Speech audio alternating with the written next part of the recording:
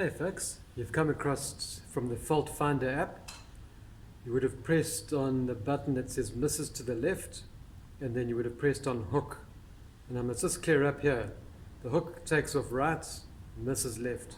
If the ball's taken off left, that's pull hook, and you must go back. There's a back button, and then you must click on the pull or the pull hook. If there's curve, it's pull hook. Okay, so this one takes off right, that's the key. Right, so fault one is swing path.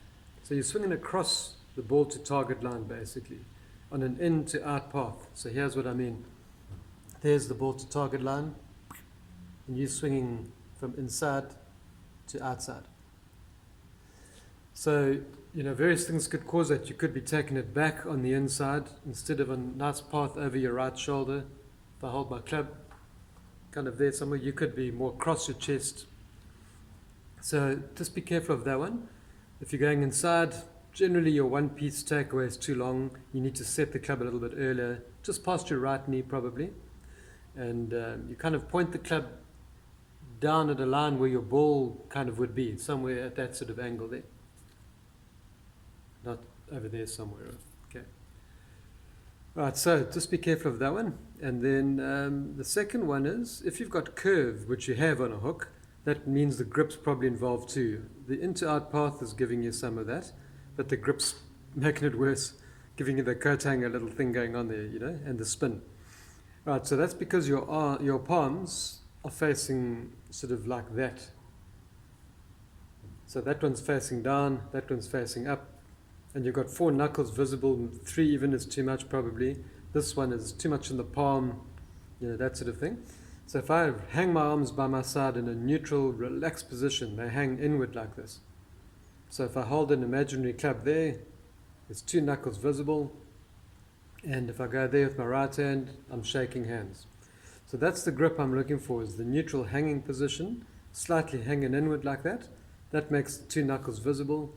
It gives you a line which you probably can't see there between your thumb and your hand. That line would point up at your right shoulder. It's that line there.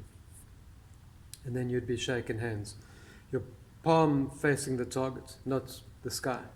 This palm not facing down, neutral position like that. Sorry about the light coming and going, but what can we do? Alright, so that's grip.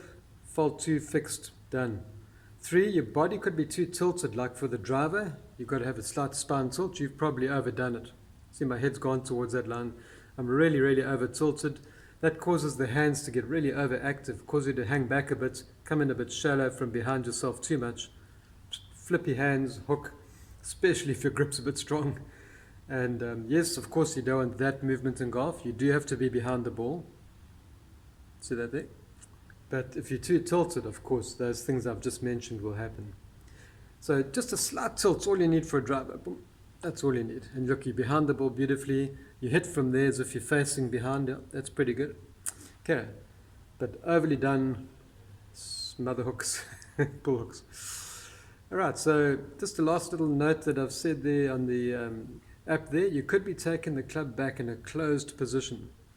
So that means you're using your right hand too much to pick it up like that, which closes the face. So maybe just a little bit of a quieter right hand and arm will do the trick. So try that. I mean, that's like if none of the others before have fixed the hook. Right, so these things are fixable. Get rid of the coat hanger.